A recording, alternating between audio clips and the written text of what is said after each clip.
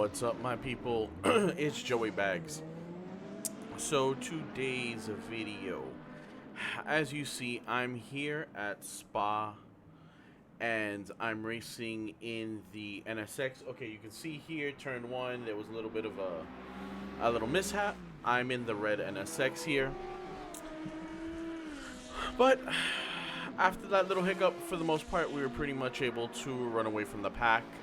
I did have the AI. I am running against AI. I had the AI difficulty set to 87% with the aggression set at 90. So that's neither here nor there. Let me go ahead and let's talk about Fanatec. My favorite subject. You know how much everybody loves it when I talk about Fanatec. So if you saw the previous video, yesterday's video, if you saw my short, my GTDD Pro is up on the rig. The pedal set that I'm using is the regular Hall Effect pedal set that comes with the GTDD Pro, except since I got this during Black Friday, I was able to get the load cell brake, the pedal tuning kit, which is just faceplates, and the Boost 180 8 Nm boost kit in a package deal. I think it was like under $200. That is a steal. We all know the drama that I had waiting on Fanatec to get me my stuff, so we're not really going to reiterate any of that because we've already been through that. You can look at my old videos. So I've got the Fanatec. Really, the big thing was I was waiting to get the Fanatec up on the rig just because my Next Level rig, shout out to Next Level Racing. I love you guys. You make a great entry-level cockpit in this Challenger rig. The only shortcoming of this rig is that because it's a center post design for the wheel deck, it's not the sturdiest. And for, let's say, some of the belt-driven Thrustmasters, it's fine.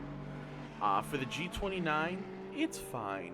I even think the belt-driven Fanatec, the CSL, I think the Club Sport 2.5 from back in the day, I even think that would be okay. But when you start throwing higher Newton meter direct drives on here, you can kind of see where the shortcomings are in the wheel deck.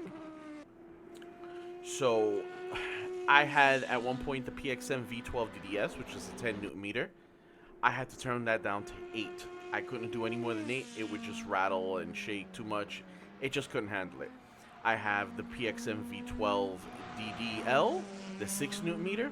That's perfectly fine on here. The Camus C5, which is a 5 Newton meter base, but quite frankly, feels like it's an 8. It actually feels stronger than the Fanatec GTDD Pro at 5 Newton meters. That one was okay on here. I've got a Moza R5 that I've also put on here. Had no issues with it. Now, comparatively, the Fanatec, the GTDD Pro wheelbase to those others, the Fanatec is a lot heavier and beefier wheelbase. Compared to like the Moza's this little tiny thing that's like this big, I swear. So, I wasn't at all concerned about it being, mounted to the center post wheel deck. The PXN, while it's a little bit longer, it's got a good size and a good heft to it. It doesn't feel cheap, but it was kind of like on the edge of what was really acceptable in size and the shake that it caused. The Camus C5, we all know that hub and motor is all built into the hub, so it's not even a traditional style wheel, so I really had zero issues with that.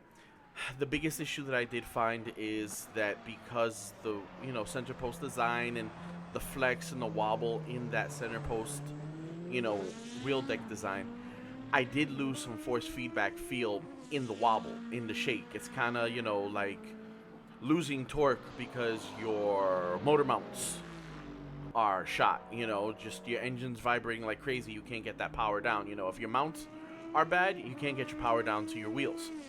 Kind of the same way with your rig. If your rig isn't rigid, if it's not holding your your wheelbase nice and sturdy, in that floppy sloppiness of it, you will lose definition of your force feedback. It's kind of similar where if you size your wheel too big for your wheelbase, you get this natural dampening effect that lessens your force feedback. So these are things you have to take into account. That was something that I already knew. So I wanted to play safe. I wanted to give all of them, especially the Fanatec, but mainly because it was heavy.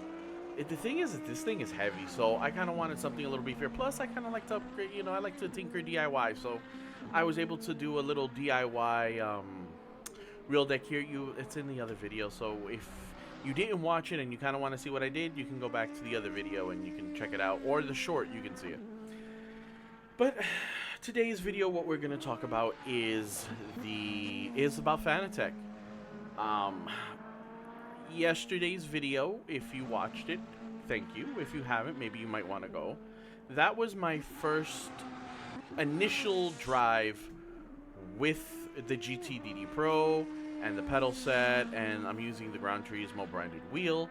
I haven't thrown on the McLaren GT3 wheel yet, and it was kind of like my first initial. Turned it on. I had already set up the software the night before, so it was pretty much just plug it in, turn it on, and go. And I went ahead and did that. I went into my favorite sim, Assetto Corsa, and I ran a couple hot laps just to kind of get a feel of it. And I have to say, I don't want to admit it.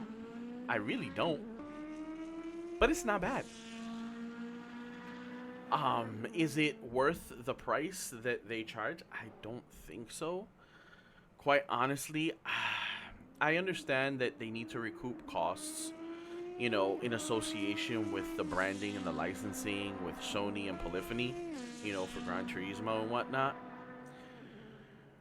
But quite honestly, I really don't think it should be as much as it is. I really think at most maybe $100 more than the CSL DD. So I think $699 is a bit much.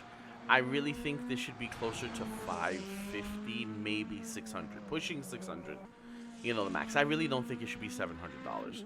I think $600, $550 to $600 is a better spot for this setup, especially without the load cell. The accelerator, as I noted yesterday, for me is a little light just because I'm accustomed to my PXM pedals that have a slightly stiffer, and actually even in the same case, I think the Moza, I'd have to go back and double check that one. But my PXN, I can tell you because I just had those on the rig.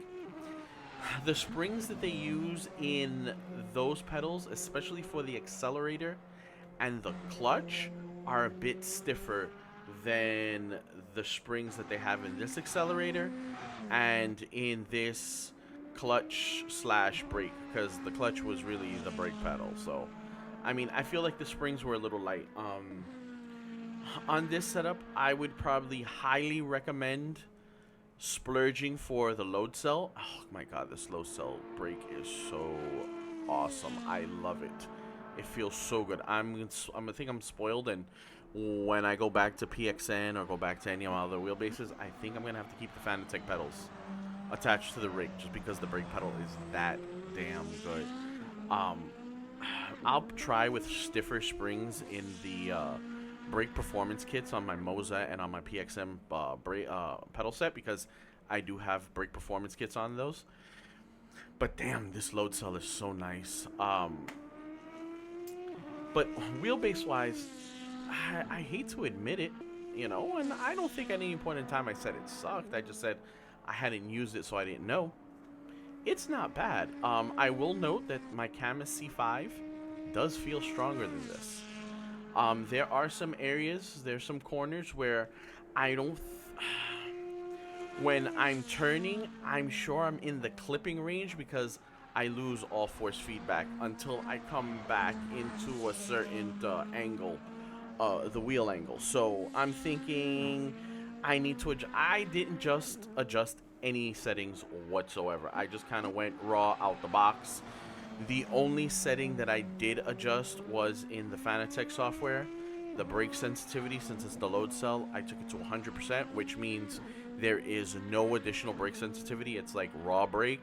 Instead, if you were to put it to like a lower to, closer to 0%, where it gives you additional, like, if you hit the pedal, it augments the way you're hitting the pedal, so it gives you more sensitivity. It's weird, but at 100%, there's none. Go figure. So I did that, and in Assetto Corsa, I had read or heard somewhere some time ago, sometime last year, that if you're using a load cell brake, in Assetto Corsa, you want to turn the brake gamma to 0. Normally, default, I believe, is 2.4, 2.5, something like that. Well, I heard if you're running a load cell, that you want to change that to 0. So I went ahead and did that. So those are really the only changes, other than mapping buttons to what I need them to be. Those are the only two settings that I changed, and quite honestly, I think it's great. The wheel isn't bad. Just we're gonna go with the whole. I'm kind of iffy with the price, but I used it yesterday quickly, just some hot laps, and it felt good. Today, as you see, I jumped into an actual race, and like I said, I had the AI to 87. Usually in most of the other sims, 87 is kind of like my max. I put it to 100 plus, and they're leaving me far behind. 87 seems to be that spot where everything is kind of competitive, and I'm keeping up with the AI. I've told you videos and videos ago. I like the gear and stuff. The racing is kind of like second to me. I enjoy it, but not that I sit here and I'm just strictly, you know, racing. Sometimes it's just I like to just hot lap a few, some courses just to relax. So, it's feeling okay. Like I said, the force feedback, there's in areas where it kind of goes away. I don't know if that's a setting. I don't know if I'm hitting the clipping. Like, I'm only running the stock 5 Newton meter power supply that it comes with. It's this little tiny baby thing. I do have the Boost 180 kit to take it up to 8, so I will do that.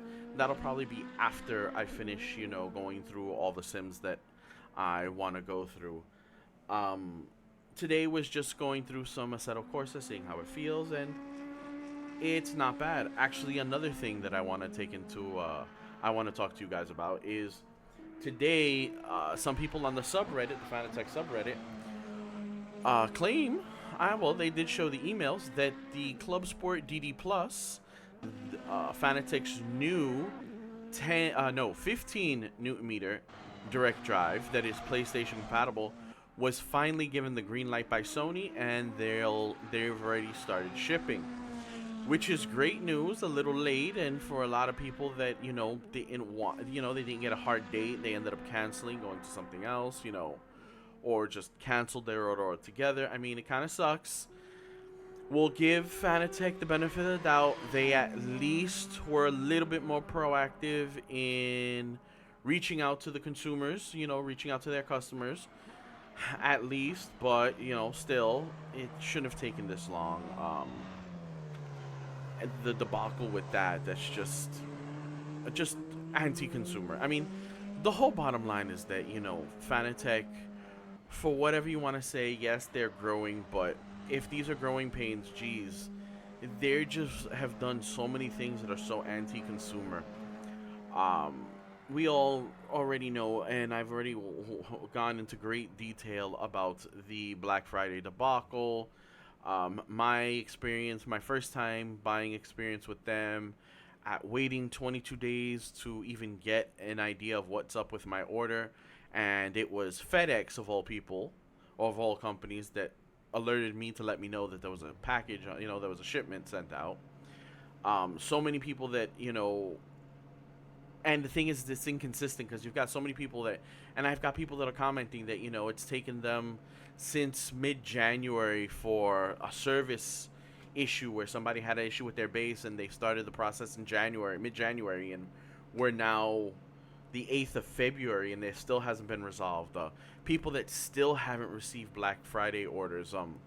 And then the inconsistency where you see people posting on the Fanatec subreddit and Fanatec forums, oh, I ordered a week ago and I already got all my stuff, or, you know, it's like, come on, Fanatec, what the hell? Consistency and transparency, this is what we need. If you really want to build the trust back with your community, we need consistency and transparency. At this point, with them shipping the CSDD Plus now, we're kind of back to it is what it is. They don't have or haven't announced anything new, any new products. Pretty much the QR2 was one of their newest things. The rally box, the button box for the rally wheel, the sparkle one from World Rally Championship, that authentic button box, that was one of the newest things. And the Club Sport DD and the DD Plus. Those are really their newest items. They really don't have anything else to really push. So at this point, it's kind of like we're kind of gonna focus now back on shipping, communication, transparency. Yeah, you kind of need to work on those, especially you can no longer blame, oh, new products and blah blah blah this. No, we're already into February. A lot of the stuff should have shipped. Emails, there should be tons of emails everybody's getting, but it is what it is. They are it is a little disappointing because I'm using this thing and it's not bad. I wanted to hate it. I really did. It was funny. I was talking to one of my friends and he was, like, for weeks now, he's been telling him, bro, when are you going to get the Fanatec up on the rig? I want to know. Is it something do I spend my money on? I'm like, bro, just give me some time. I got to get this done.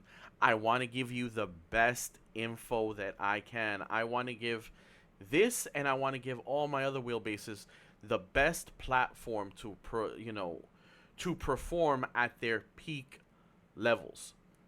You know what? Let's restart this replay so that way you're just not looking at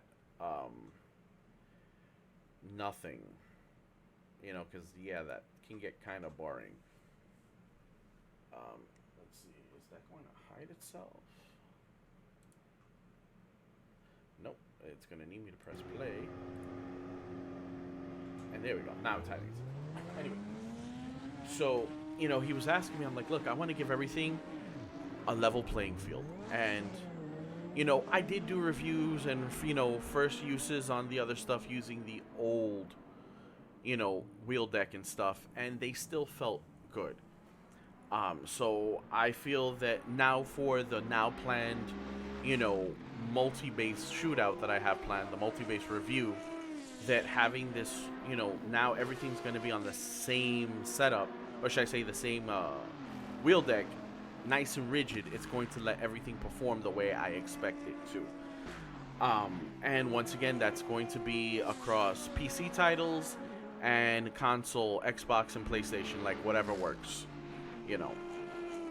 I'm really excited to try this out, this GTDD Pro, with the PlayStation and the Xbox to see how that feels.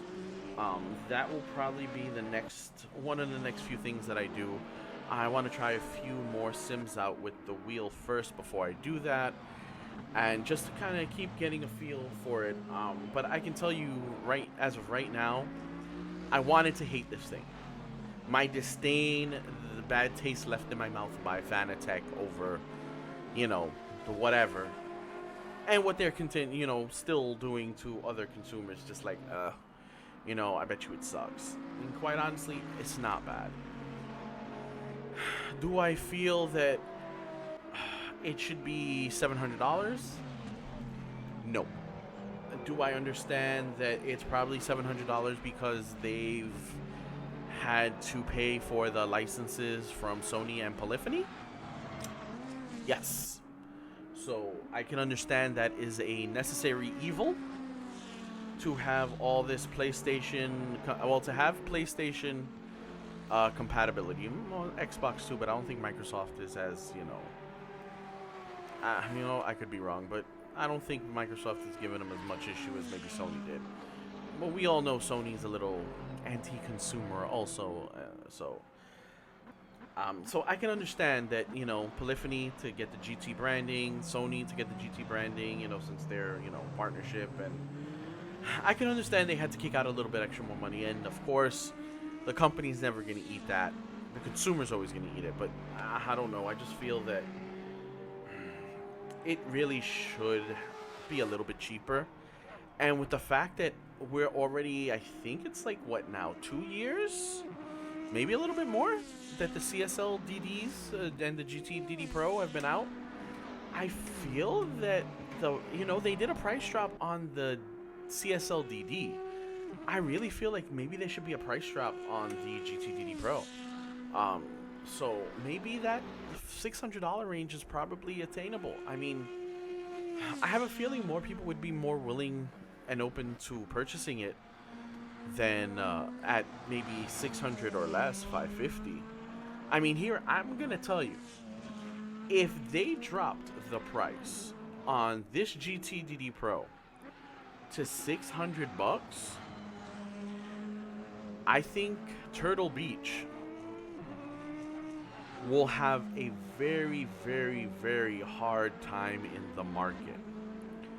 Why I say this? Well, yes, Turtle Beach is including a dash, which nobody really cares about. I mean, some people do, but I personally, I don't care about it. They're including the dash that's built in, so it's not even something that you can separate. It's built in. It's probably going to be proprietary. Probably. Let's cross our fingers that it's not. They're giving you a button box, which, quite honestly, there's so many DIY. Okay, there's so many that you can buy from big manufacturers. Should I say, known manufacturers in the sim racing industry that you can buy, for $100, $200, and they're super nice, high quality. 90% sure higher quality than what Turtle Beach is offering you. There's so many DIYs that you can do with button boxes yourself, and quite honestly, most of the sim guys tend to like DIY projects. So it's like, okay, you're kind of including two things, the dash and the button box, that aren't really, really needed. So 7.2 newton meters for the Turtle Beach, probably closer to 5 constant. Hopefully that's what that is, and we're good to go there. Hopefully it's not lower and they're just claiming the peak. Hopefully it's not like, oh, it's a constant of 4 but a peak of 7.2. I don't know. I really don't know, but we'll just go with the numbers that Turtle Beach is giving us. Compared to a 5 newton meter CSL DD or the GT DD Pro. And I won't even get into the boost kit to take it to 8 newton meters, even though you can get third-party power bricks from like Amazon and other online retailers for like $60 or less. I think it ranges between like 50 to like maybe 80. That's the price range, and I think 60 is kind of like the average price for it. I mean, throw in an extra $60 and then you're at 8 newton meters, and at that point, Turtle Beach who? Look, I'm not a Fanatec fanboy. We all know I fuck Fanatec. I've talked shit about them. But when a product is good, or when a product is decent, I don't care about I could care less about what the company did. I mean, I will call them out on it, but at the same time, you can't lie and say a product isn't good. Or, and as of right now that I'm seeing, I'm liking this GTDD Pro. Setting aside my feelings for Fanatec and the bullshit they've done, and it's bullshit, and I'm still gonna stick to I bought this and I'm not buying anything else from Fanatec. Everything will be secondhand. So if I want that new Club Sport DD Plus 15 newton meter, at some point I'll try to find it secondhand. But like I was saying, for whatever I may say about the company, It really comes down to the product. And if it has a good product, I'm not going to lie and say, oh, it's a piece of shit product because I don't like the company. No. I'm going to say it's unfortunate that the product is good, but the company is bad. You know, and in this case, I'm not going to say Fanatec is bad, but Fanatec makes a lot of mistakes. A lot of mistakes. Like, holy shit, a lot of mistakes. But they produce a decent product. No, I don't know. I can't even say I don't have that much time with it. But so far, they're producing a good product in my eyes. To everybody else, they're, you know, oh my God, they're the greatest. You look at the comment section on my, you know, on certain videos, and the Fanatec fanboys are out, oh my God, it's the best thing, besides the Moza guys. You know, like, oh my God, the Fanatec, blah, blah, blah, this one's so wonderful, blah, blah, blah. I'm like, okay, I don't know. Now I can see. It's okay. So, Turtle Beach, if Fanatec were to lower the price on this GTDD Pro, I think you guys would have a really bad time on the market there, because the dash and the button box, quite honestly, I'm not too thrilled about, but a very large accessory ecosystem, a very long life of product that is proven, you know, works well, kind of trumps a dash and a button box. And I mean, it's totally possible that when Turtle Beach drops their Velocity 1 race and I get it in my hands and it's a good build quality and it works well, and I'm like, holy crap, now we have a problem, because the Velocity 1 is good and the Fanatec is good. What do you choose? Whatever you can afford and what best fits your budget. That's all tentative, depending on if Turtle Beach screws the pooch. If Turtle Beach screws the pooch on the Velocity 1 race and the case is plasticky and feels like shit, if the direct drive base is limp or just doesn't put out the type of power that you're expecting or just feels underpowered or clips like crazy, they're going to have a problem.